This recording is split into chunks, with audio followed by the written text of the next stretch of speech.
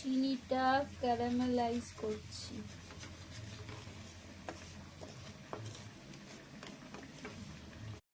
Dry fruits কেটে নিচ্ছি। এখানে আছে কাজু, কিশমিশ আর আমন্ড বাদামগুলো কাটছি।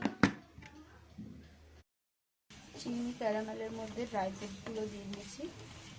2 মিনিট মতো একটু করে নেড়ে চেড়ে নেব।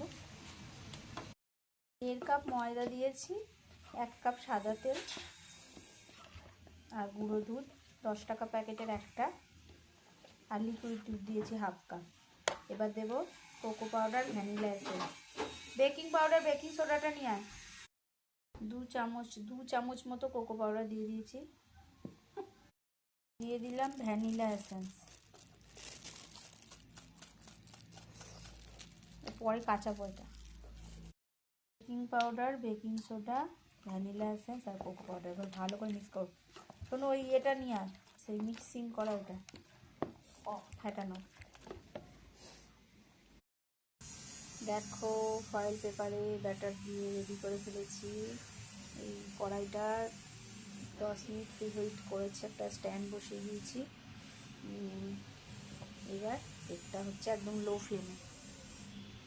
45 মিনিট পর তোমাদের দেখাবো কেকটা কেমন হলো। যে 10 মিনিট মতো হয়েছে, দেখো কেমন ফুলছে, ফুলা ফুলা। আর একটু ব্যাটার রেখেছি অন্য বাটিতে, ওটা একটু পরে বসাবো। এটা হয়ে গেলে তারপর ওটা বসাবো।